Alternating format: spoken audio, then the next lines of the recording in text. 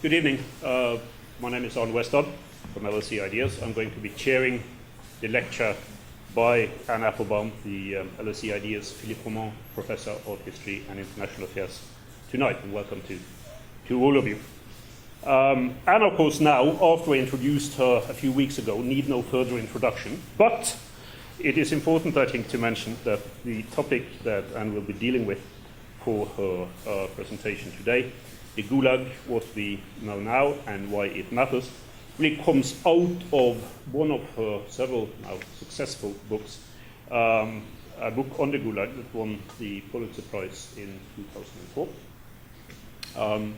It's probably become the most read book of all times with regard to not just the Soviet penal system and the effects thereof, but also for people who try to think about memorialization, about how to deal in terms of history and what we know today with these terrible tragedies that peoples of the Soviet Union went through during the Soviet era. It's particularly pertinent that this lecture is taking place now, because as some of you will know, it's exactly 50 years since the publication in the Soviet Union of Solzhenitsyn's One Day in the Life of Ivan Denisovich. And that is probably the starting point, at least for many Russians, in terms of their understanding, attempts to deal with the tragedies of the Gulag and of the Stalinist period in general. I'm just back from Berlin. I came back this morning. And I must say that it has struck me when you compare the memorialization of the victims of Nazi rule in Germany with the complete lack of memorialization of any significant amount in the former Soviet Union to the victims of the Gulag and the victims of the Soviet system in general. And it's something that always puzzles me when I'm in Russia and elsewhere, that there are absolutely no memorials that people can seek out, at least no official memorials that people can seek out, in terms of this immense tragedy that everyone who lived in the Soviet Union was touched by during that period. And therefore it's particularly important that people who take an interest in Russian and in Soviet history fasten on this particular subject and try to deal with it in text. So we are very grateful to have Anne Applebaum here as the Philippe Professor in LSE Ideas, and to hear her presentation. I should also mention the existence within LSE Ideas of a Russia program that we are trying to expand. A number of people who are here tonight have a link to that program. And one of the things that we're trying to do is to invite younger Russian scholars, particularly those dealing with the Russian Empire and early Russian history, here to LSE Ideas, to spend some time here. We've had, I think, about 12 young Russian scholars who have been here so far, and this has been a tremendous success. It's something that we have learned greatly from, and I think they have benefited from as well. And perhaps if there is one thing that should come out of historical investigations of Russian and Soviet history, it is the need to cooperate between people who work on Soviet history outside of Russia and those who now are starting to work on it, particularly the younger people who are starting to work on it inside Russia itself. And it's a great pleasure to have you here. It's wonderful to have you on board as Philippe Professor, and we're very much looking forward to your lecture tonight on the Gulag, what we know now, and why it matters. Anna,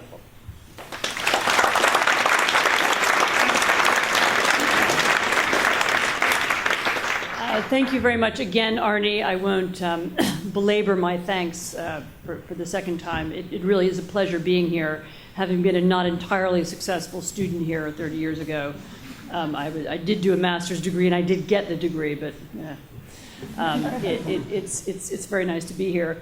And to set the historical context, I'd like to begin by pointing out that not only are we approaching the 50th anniversary of the publication of Solzhenitsyn's first books, but I'm also standing to you tonight on just 4 months shy of the 60th anniversary of Stalin's death. In commemoration of that event, I'd like to read a very short excerpt from the memoirs of his daughter Svetlana, who sat by his deathbed until the very end. For the last 12 hours, she wrote, The lack of oxygen became acute. The death agony was terrible. He literally choked to death as we watched. At what seemed to be the very last moment, he opened his eyes and cast a glance over everyone in the room. It was a terrible glance, insane or perhaps angry, and full of the fear of death. Within days of Stalin's demise, his henchmen, Beria and then Khrushchev, began dismantling one of the Soviet leader's signature achievements, namely his concentration camps. They did so for many reasons. Some had wives and relatives in the camps. Some feared retribution from others who did. Most of all, though, they did so because the camps were an economic disaster, which they knew, and about which more in a moment. And some feared they were a political disaster waiting to happen as well. No one, of course, knew better than Stalin's Politburo just how many people imprisoned within them were innocent.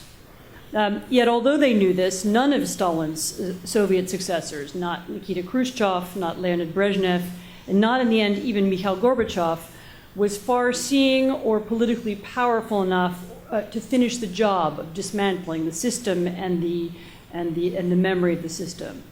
And as a result, both the economic and the moral legacy of the camps continue to distort Russian society today. And so one might say that Stalin is dead, but his last terrible gaze still casts its shadow. But although the legacy of the Gulag is the ultimate subject of my talk tonight, I want to begin with a brief account of what we have learned about the camps, not really since the time of Stalin's death, but in particular what we know now that we did not know 10 or 15 years ago. I've never claimed that in writing my narrative history of the Gulag that I discovered a new topic that had never been touched on before. Solzhenitsyn's Gulag Archipelago, the history of the camp system that he wrote and published in the West in the 1970s, largely got the outline right. Although he had no access to archives and he based all of his writing on letters and the memoirs of other prisoners, he did, it now appears, understand the basic outline of the Gulag's history from its earliest incarnation on the Sovietsky Islands in the White Sea, through its spread across the far north, and then around the country, proving, in fact, that prisoners' gossip, as it was sometimes dismissed, was not as inaccurate as many people thought.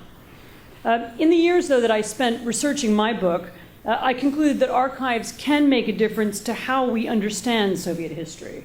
There are a lot of stories now about archives closing, but just to be clear, I was able in the 90s to work in archives in Moscow and Karelia, and I had access to documents from archives in St. Petersburg, Perm, Vorkuta, Kolyma, and Novosibirsk.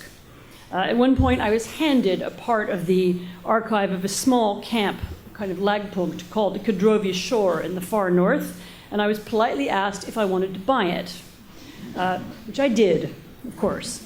It's now at the Hoover Institute.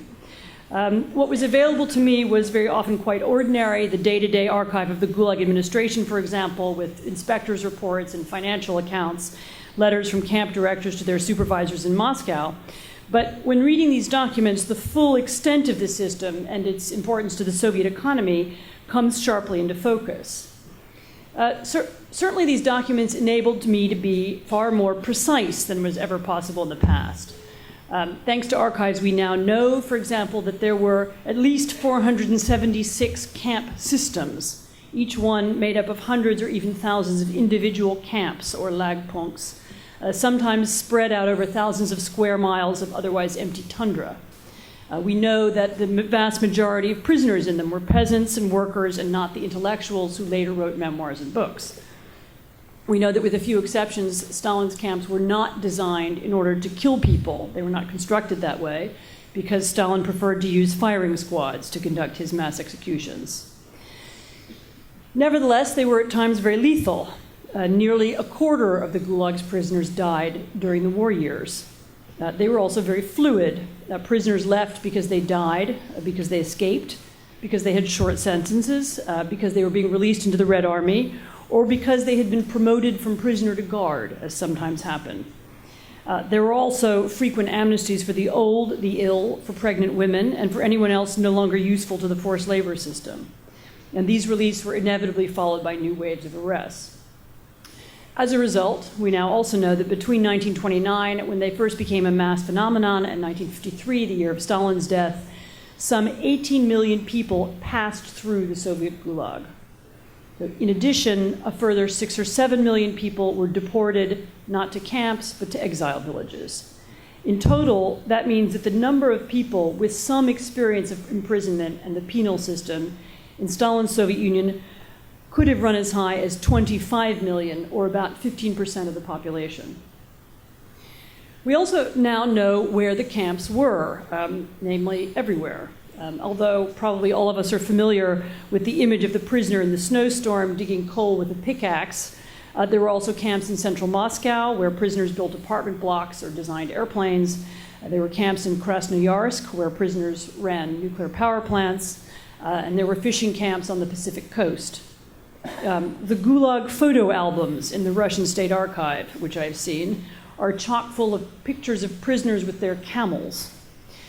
From Akhtubinsk to Yakutsk, there was, in the end, not a single major population center that did not have its own local camp or camps, and not a single industry that did not employ prisoners. Over the years, prisoners built roads, railroads, power plants, chemical factories. They manufactured weapons, they made furniture, even children's toys. So in the Soviet Union of the 1940s, the decade the camps reached their zenith, it would have been difficult in many places to go about your daily business and not run into prisoners. So it's no longer possible to argue, as some Western historians once did, that the camps were known to only a small proportion of the population. Of course, we also now understand better the chronology of the camps. We've long known that Lenin built the first ones in 1918 at the time of the revolution as a kind of ad hoc emergency measure to contain the enemies of the people and prevent counter-revolution. We also have known that he and his successors expanded them to the Solovetsky Islands in the early 1920s. But the archives shed a good deal of light on why Stalin chose to expand them further in 1929. In that year, Stalin launched the 5-year plan, an extraordinarily costly attempt in human lives and natural resources to force a 20% annual increase in the Soviet Union's industrial output and to collectivize agriculture. This plan, as most of you in this room will know, led to millions of arrests as peasants were forced off their land and they were imprisoned if they refused. But it also led to an enormous labor shortage. Suddenly, the Soviet Union found itself in need of coal, gas, and minerals, which could only be found in the far north of the country.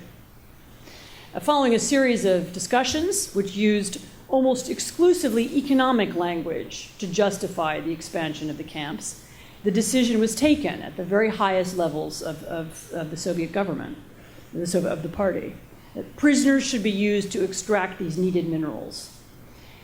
And to the secret policemen who were then charged with carrying out the construction of the camps, this solution made a lot of sense. And so here is how Alexei Loginov, who's the former deputy commander of the Norilsk camps north of the Arctic Circle, justified the use of prisoner labor in a 1992 interview.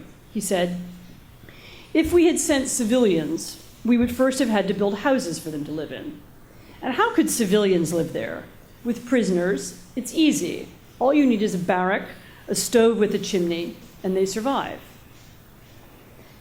Prisoners in Gulag documents are very often referred to as contingenti, contingents. From the point of view of the Soviet leadership and of the camp commanders, they were an ingredient in production. They were like lumps of coal or bars of steel. Enemies of the people didn't need to live like civilians in normal houses at all, which made them both cheaper and more expendable. None of this is to say that the camps, in addition to their economic function, were not also intended to terrorize and subjugate the population.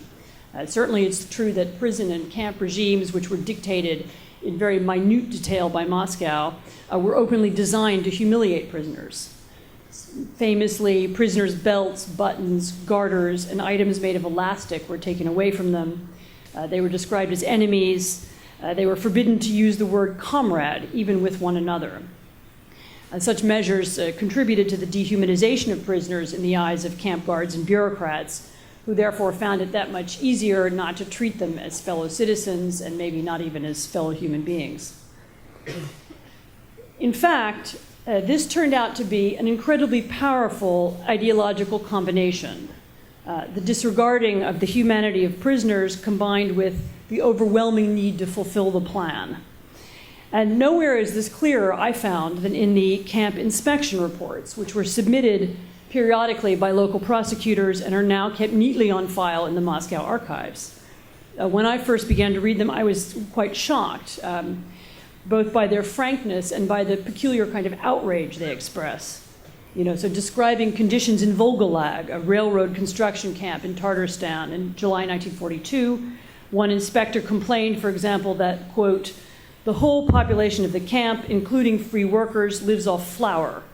The only meal for prisoners is so-called bread made from flour and water without meats or fats. Unquote. As a result, the inspector went on indignantly, there are high rates of illness, particularly scurvy, and not surprisingly, the camp was failing to meet its production norms. Well, this outrage ceased to seem surprising after I'd read several dozen similar reports, each of which used more or less the same sort of language, and each of which ended with more or less the same ritual conclusion. Conditions must be improved so that the prisoners will work harder and so that production norms will be met. Very little was actually done. While it might have been expected that living conditions in the Gulag would be poor during the war, as they were all over the Soviet Union, a nationwide inspection of 23 large camps in 1948 still concluded, among other things, that 75% of the prisoners in Norilsk, in northern Siberia, Norilsk, had no warm boots, that the number of prisoners unfit for hard labor in Karelia had recently tripled, that death rates were still, quote unquote, too high in half a dozen camps, that is, too high to allow for efficient production. These reports reminded me very much of the inspectors of Gogol's era. The forms were observed, the reports were filed, the effects on actual human beings were ignored. There would be a result. Camp commanders were routinely reprimanded for failing to improve living conditions. Living conditions continued to fail to improve, and there the discussion ended. Of course, the level of specificity in these reports also clears up any remaining doubt about who was in control of the camps, and the central government or the regional bosses. And back in Moscow, they knew exactly what camps were like, and they knew really in very great detail. Now, without question, the expansion of the camps in this period and later distorted the Soviet economy. With so much cheap labor available, the Soviet economy took far longer than it should have done to become mechanized. All kinds of problems were solved just by calling for more workers.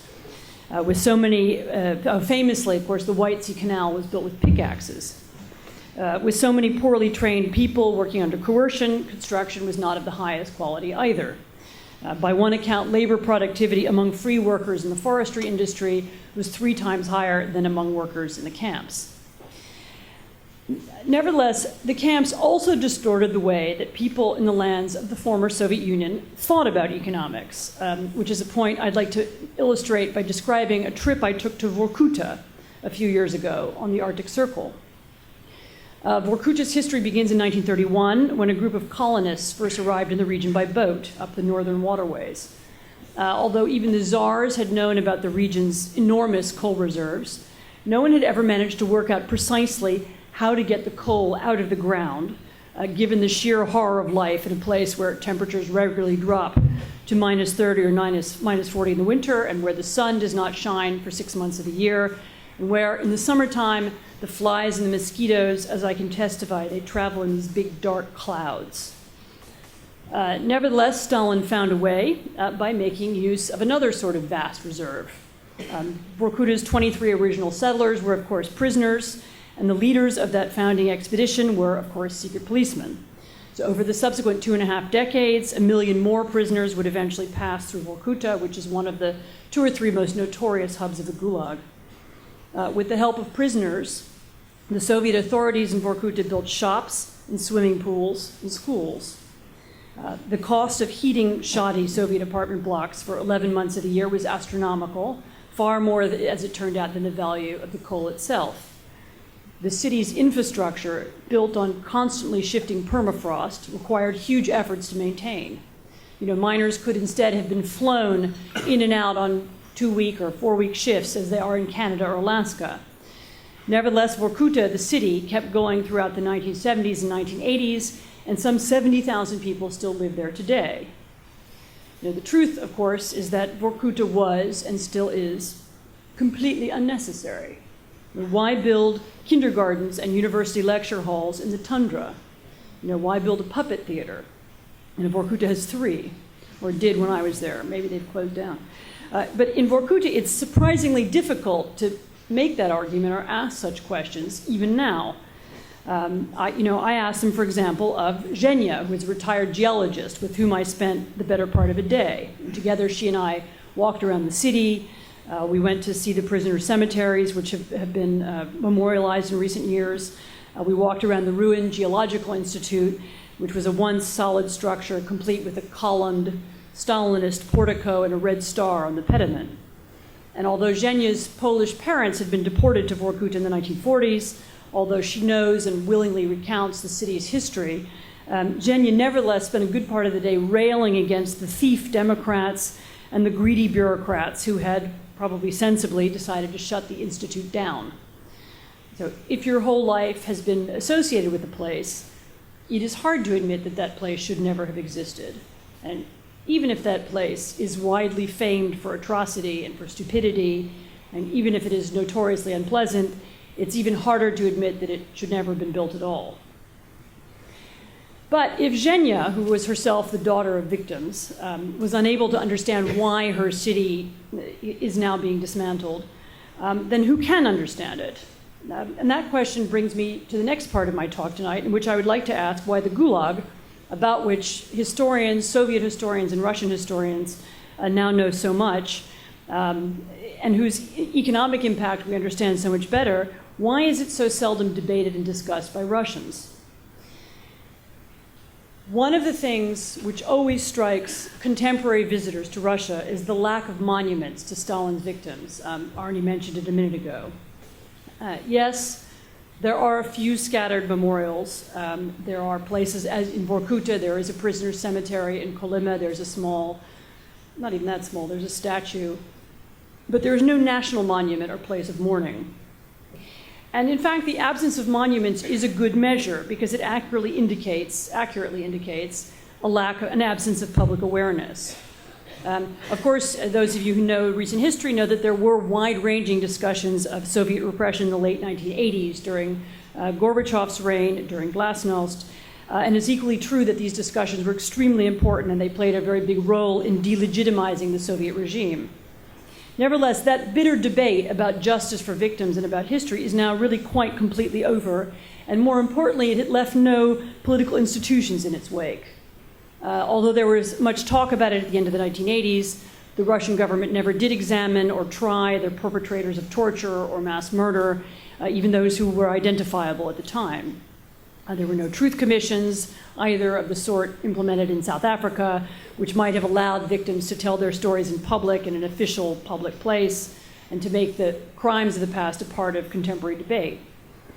So, and the result, predictably, is that half a century after the end of World War II, the Germans still conduct regular public debates about victims' compensation, about memorials, about new interpretations of Nazi history, even about whether a younger generation of Germans should go on shouldering the burden of guilt about the crimes of the Nazis. Half a century after Stalin's death, 60 years after Stalin's death, there are no equivalent arguments taking place in Russia because the memory of the past is not a living part of public discourse. Now, I should say, and those of you who know Russia will know this, that at some level the reasons for this are not hard to fathom. The Stalinist era was really a long time ago, and a great deal has happened since it ended. Post-Soviet Russia is not the same as post-Soviet Germany, where the memories of the worst atrocities are still fresh in people's minds. The memory of the camps, or I should say post-communist Russia, the memory of the camps is also confused in Russia by the presence of so many other atrocities, war, famine, collectivization. Why should camp survivors get special treatment? People have said that to me. Further confused by the link made in some people's minds between the discussion of the past that took place in the 1980s and the economic collapse which followed in the 1990s. What was the point of talking about all that, people said to me. It got us nowhere. There's also a question of pride. Like Zhenya, many experienced the collapse of the Soviet Union as a personal blow. Perhaps the old system was bad, they now feel, but at least we were powerful. And now that we aren't powerful, we don't want to hear that it's bad. It was bad. Nevertheless, the most important explanation for the lack of debate is not the fears and anxieties of ordinary Russians, but the nature of the country's new ruling class. Vladimir Putin, the president of Russia, is a former KGB officer who has described himself as a Chekist, deliberately using the word for Lenin's hated political police. Famously, the Russian president has also described the breakup of the Soviet Union as the greatest geopolitical catastrophe of the 20th century, presumably meaning greater than World Wars I or II. Under his watch, Soviet flags have returned to anniversary parades, and the Soviet national anthem has been revived, albeit with new words, and nobody knows them. His intentions are clear enough to me and to those around him, as I'll explain in greater depth in a later lecture in February. Putin is and was trying to create an alternate version of post-Soviet history, one which supports his ideology. Thus 1989 was not a moment of liberation, but the beginning of economic collapse. The hardships and the deprivations of the 1990s were not the result of decades of communist neglect or widespread thievery, but of Western-style capitalism and democracy. Communism was at least stable and safe. Post-communism has been a disaster. The Soviet Union was powerful. Russia, at least until recently, was a failure. The more people believe all of this, the less likely they are to want a system which is more genuinely democratic and genuinely capitalist. The more nostalgia for Soviet-era symbols, the more he seems to believe more secure his KGB clique is going to be.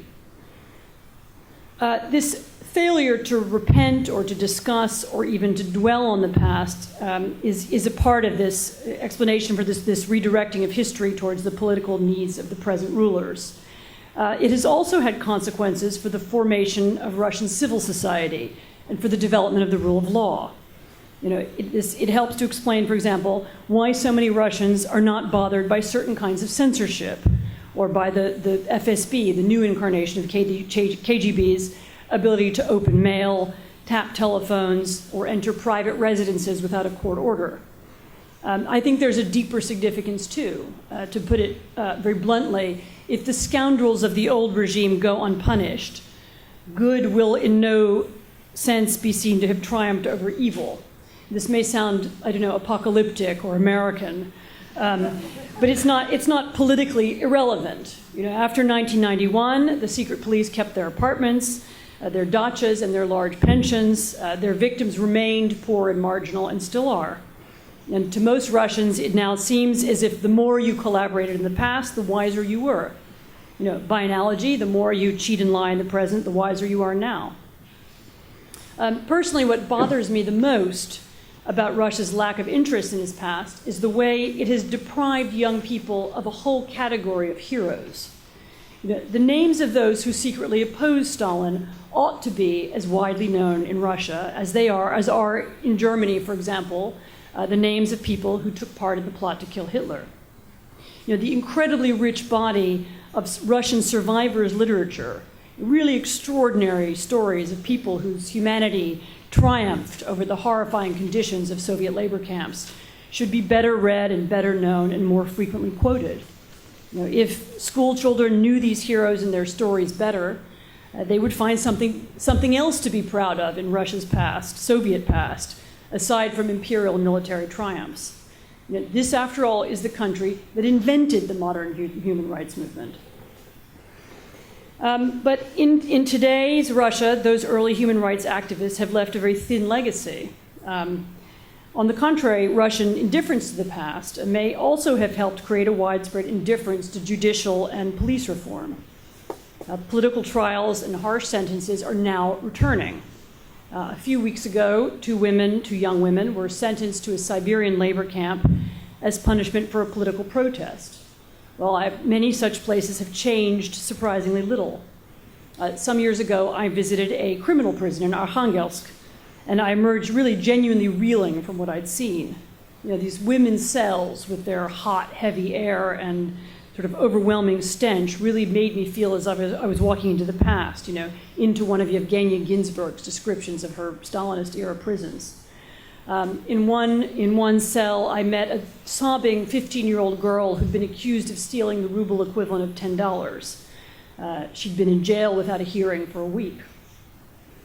Afterwards, I spoke to the prison boss. It all was about money, he said. He said the prison warders are rude because they're badly paid. The ventilation is bad because the building is old and needs repairs. Electricity is expensive, so we have to keep the corridors dark. Trials are delayed because there aren't enough judges.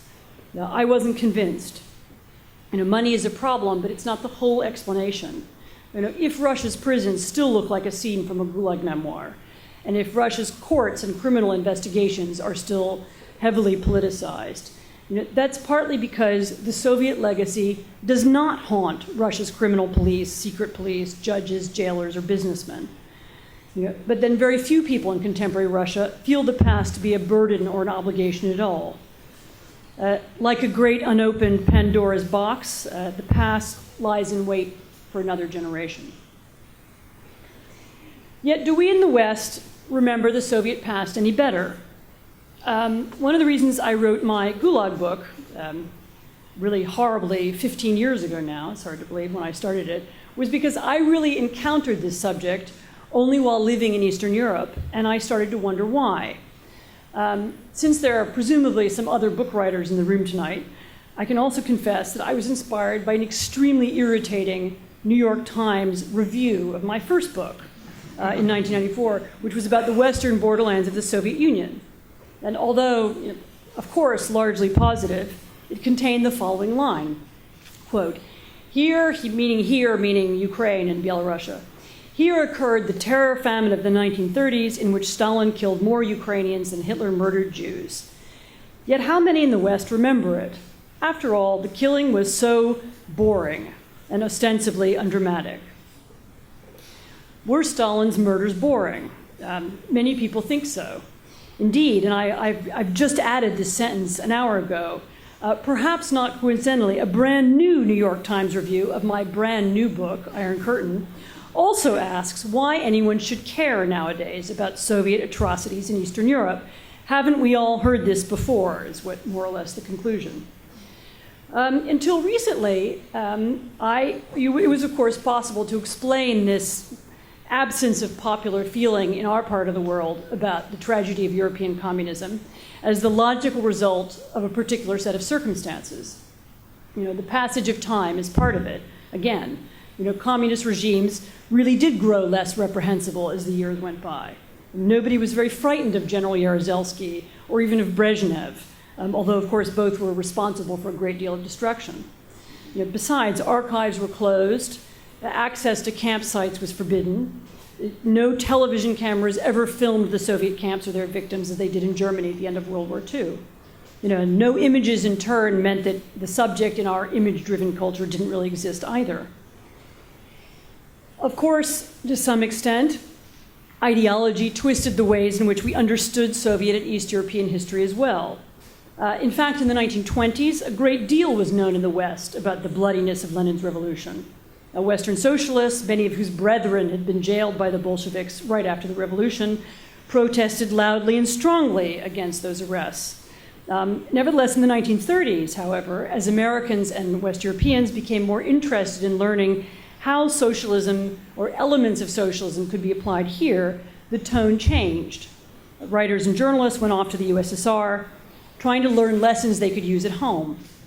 The New York Times employed a correspondent, famously, Walter Duranty, who lauded the 5-year plan and argued that it was a massive success and won a Pulitzer Prize for doing so. Throughout the 1930s and 1940s, a part, not all, but a part of the Western left struggled to explain and sometimes excuse the camps and the terror which created them precisely because they wanted to make use of some aspect, even distantly, of the Soviet experiment at home. Now, but it's not only the left. In fact, our determination to ignore Soviet terror solidified even further during the Second World War when Stalin was our ally. In 1944, the then American Vice President, Henry Wallace, who was fortunately next replaced by Truman, actually went to Kolyma, which was one of the most notorious camps, during a trip across the USSR. And imagining he was visiting some kind of industrial complex, he told his host that, quote, Soviet Asia reminded him of the Wild West. Quote, the vast expanses of your country, her virgin forests, wide rivers, and large lakes, all kinds of climate from tropical to polar, her inexhaustible wealth, remind me of my homeland. It's an American, yeah? According to a report, the boss of Kolyma later wrote for Beria, the head of the security services, Wallace did ask to see prisoners, but he was kept away. He was not alone, of course, in refusing to see the truth, and you can hardly blame him. Roosevelt and Churchill had their photographs taken with Stalin, too. All of that contributed to our firm conviction that the Second World War was a wholly just war. And very few people today want that conviction shaken. You know, we remember D-Day, liberation of the Nazi camps, the children welcoming American GIs, you know, with cheers on the streets. And we don't want to remember, we try not to remember, that the camps of Stalin, our ally, expanded just as the camps of Hitler, our enemy, were liberated. And nobody wants to think that we defeated one mass murder with the help of another. During the Cold War, it's true, our awareness of Soviet atrocities went up. In the 1960s, they receded again. Even in the 1980s, I remember it well, there were still American academics who went on describing the advantages of East German healthcare or Polish peace initiatives. You know, in the academic world, when I went to university, Soviet historians who wrote about the camps generally divided up into two groups.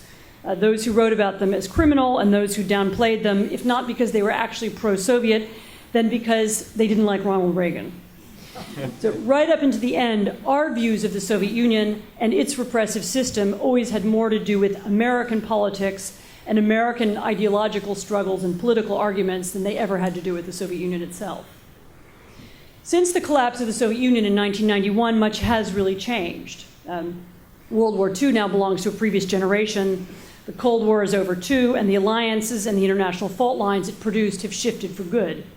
The Western left and the Western right now compete over completely different issues. It's become finally possible for us to stop looking at the history of the Soviet Union through the narrow lens of Western politics. It's possible, and I'll conclude by saying it's also necessary. It's true that our tolerance for the occasional Gulag denier in our universities will not destroy the moral fabric of our society, and even I don't think that the fashion for hammer and sickle t-shirts will corrupt our youth forever. Nevertheless, it's true that if we fail to incorporate what we do know now about the Gulag into our own memory of Europe and our own memory of European history, there will be consequences. You know, after all, it is our history. You know, why did we fight the Cold War after all? You know, was it because crazed right-wing politicians, you know, in cahoots with the military-industrial complex and the CIA, invented the whole thing and they forced two generations of Americans and West Europeans to go along with it? You know, or was there something more important happening? You know, I'm not sure we still remember what it was that mobilized us, what inspired us, and what held the civilization of the West together for so long.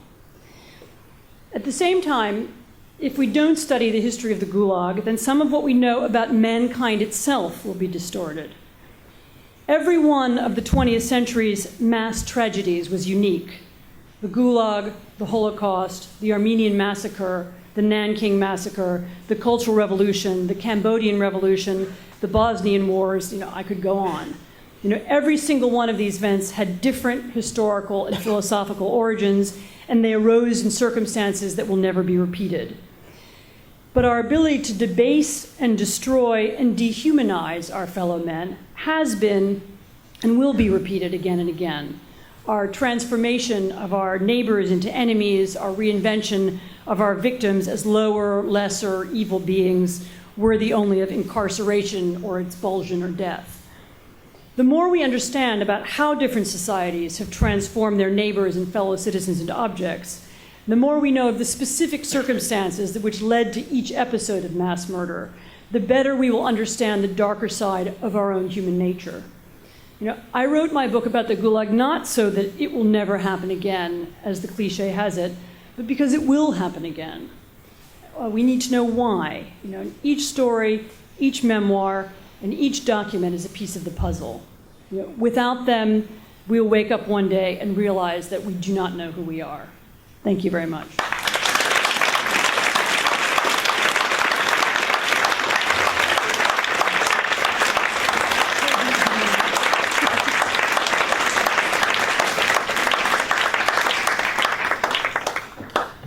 Thank you very much, and that was excellent. Your underlining of the historian's creed at the end was very moving. I wanted to start by asking you a question of maybe somewhat more prosaic character, but it goes to the heart of one of your arguments, and that has to do with the economic effects of the Gulag system in the Soviet Union, where you said that one way of looking at it, I mean, you indicated there were several ways of this could be approached. One way of looking at it was that it actually held Soviet economic development back to a certain extent in terms of the development, presumably then, of other sectors of the economy.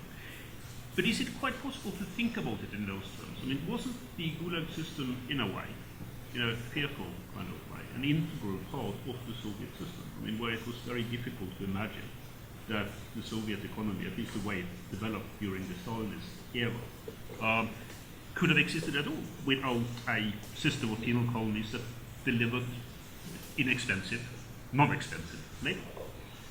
I mean, there are two answers to that question. I've been asked a version of this before, which is, can you imagine the Soviet Union without the Gulag, and how can you separate it out? And I think in that, to that part of your question, yes, you're right. It's hard to imagine it. And maybe the better expression to use is not that it held the Soviet system back, that it held Russia back, and it held Ukraine back, and that the development of this part of the world was not so much underdeveloped as misdeveloped. When you looked at the Soviet economy in 1990, 91, things were simply in the wrong place. Factories weren't near the source of iron or coal. And there was far too much development in the very expensive far north, where it costs far more to build cities. And this is part of course, of a bigger mentality, which is, bizarrely, given how obsessed they were with economics, Soviet planners were not very good economists. They didn't count how much it's going to cost to heat the buildings in Vorkuta. They would say, all right, we need this coal. Let's have lots of miners living up there. Let's build a lot of buildings for them. But there was never any way of estimating what costs what and what's the real expense involved in building a city. And so there was a kind of distorting of the whole system. That, I mean, it's not only to do with the Gulag, but the Gulag was a piece of it, because the Gulag provided cheap labor. I mean, of course, the interesting thing is that the Politburo, the Soviet leadership itself, understood this at the end. I mean, not Stalin, but Beria and people around him were very clear that the Gulag was an economic problem.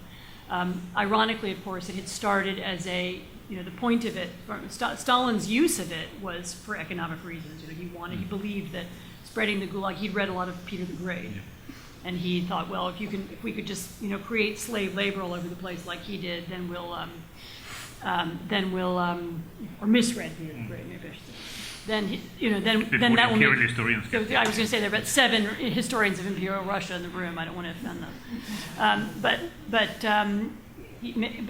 he thought, well, yes, that this will increase our economic production. Actually, by the end of the 30s, it was clear that this was a problem, and by the early 50s, Beria certainly knew that it was economically disastrous. The camps were very expensive. They were expensive to maintain.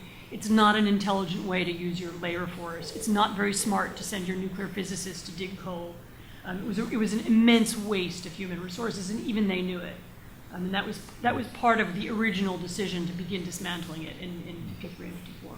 It was the inefficiency of the whole system that was built into it. The whole system was inefficient, and the Gulag was kind of the most inefficient part of the inefficient system. I mean, of course, it appealed to Stalin not only for economic reasons, but of course, it had another purpose too, which is the real reason why it wasn't dismantled, because it served another function, which was a part of the system of terror. So. Other questions? We'll start down here. Yes, at the end over there. Hi, thanks a lot for that. I found out today, and I found this quite remarkable, that the Day in the Life of Ivan Desnetovich, I think, was published in, 50 years ago, 62. Mm-hmm. But then, and I haven't read it, but I have read Vasily Grossman's Wonderful Life and Fate. Mm-hmm. And Grossman died in 64, and I think he and, if I'm not incorrect, he and Solzhenitsyn were writing their 2 sort of masterpieces at the same time. And it's sort of about Soviet totalitarianism. Now, how is it that, or why do you think it is that Grossman's whole manuscript was taken away by the KGB, and he was told that it wouldn't be published in 200 years. Well, I think it was literally 1962, but then Solzhenitsyn's book is published. How does that work? Why did the Soviet system allow Solzhenitsyn stuff to be published? And that's very Putin's not? specific. I might answer Yeah, right sure, away. go ahead. There's a very clear reason for it. It was that Solzhenitsyn's book was published as part of a political conflict then taking place at the highest levels between Khrushchev and others in the Politburo. It was part of a sort of it was published because Khrushchev was fighting against a group of people who roughly one would call Stalinists, who later became the Brezhnevites. I mean, I don't want to go into boring detail, but it was a political gesture, and actually, although it was published, and then it was unbelievably popular and read everywhere and caused immense comment and debate, it was actually bad reviews of it began to appear soon after.